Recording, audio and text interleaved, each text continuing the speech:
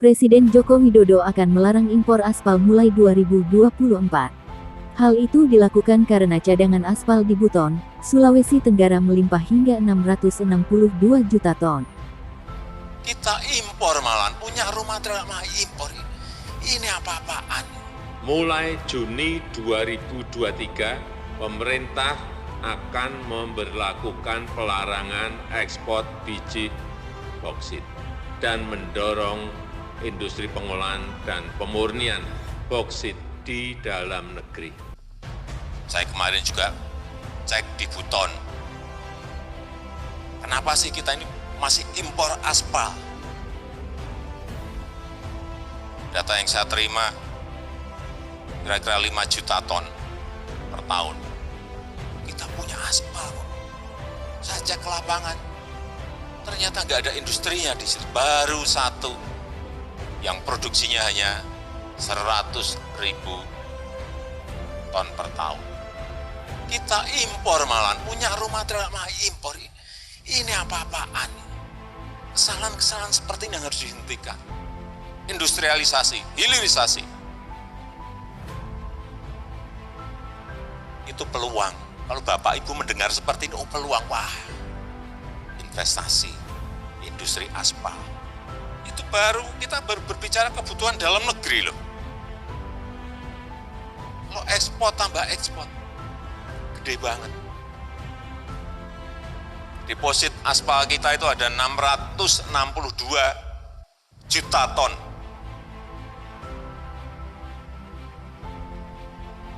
Dibiarkan, malah kita impor. Kesalahan-kesalahan seperti ini harus berhenti. Oleh karena itu, pemerintah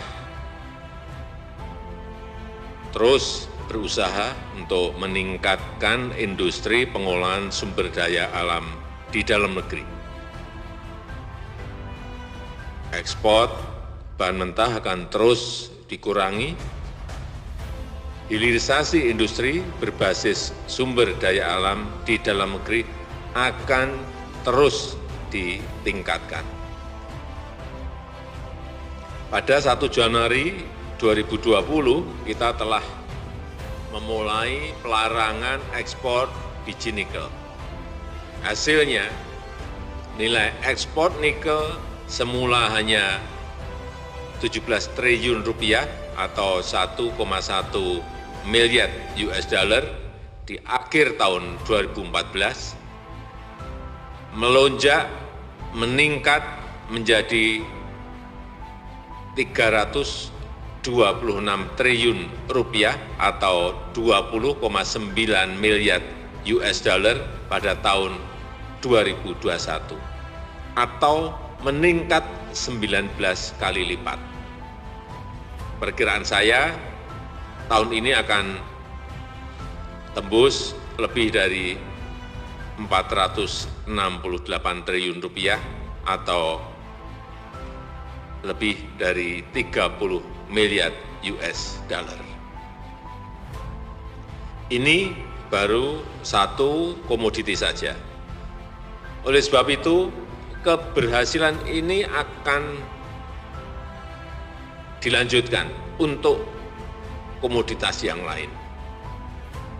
Dan mulai Juni 2023, pemerintah akan memberlakukan pelarangan ekspor biji boksit dan mendorong industri pengolahan dan pemurnian boksit di dalam negeri. Saya ulangi, mulai Juni 2023, pemerintah akan memberlakukan pelarangan ekspor biji boksit dan mendorong industri pengolahan dan pemurnian boksit di dalam negeri. Dari industrialisasi boksit di dalam negeri ini, kita perkirakan pendapatan negara akan meningkat dari 21 triliun rupiah menjadi sekitar kurang lebih 62 triliun rupiah. Pemerintah akan terus konsisten melakukan hilirisasi di dalam negeri agar nilai tambah dinikmati di dalam negeri untuk kemajuan dan kesejahteraan rakyat. Saya rasa itu yang ingin saya sampaikan. Terima kasih. Wassalamualaikum warahmatullahi wabarakatuh. Presiden Jokowi berharap Kabupaten Buton, Sulawesi Tenggara menjadi daerah penghasil aspal bukan sebagai industri tambang yang tidak memiliki nilai tambah. Ya, ini ada sebuah potensi besar di Provinsi Sulawesi Tenggara, yaitu aspal. Tambang aspal di Kabupaten Buton.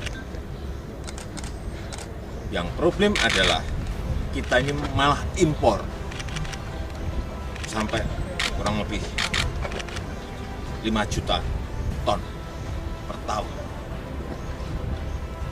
Di sini produksi malah tidak dijalankan, impor terus. Jadi, berbicara dengan Menteri, hari ini kita lihat lapangan,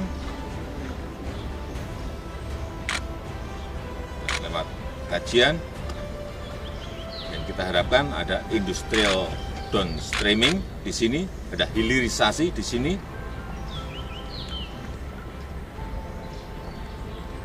Pabrik-pabrik, industri semuanya berjalan, tidak hanya mengambil raw materialnya saja sehingga tidak ada nilai tambah, enggak, stop.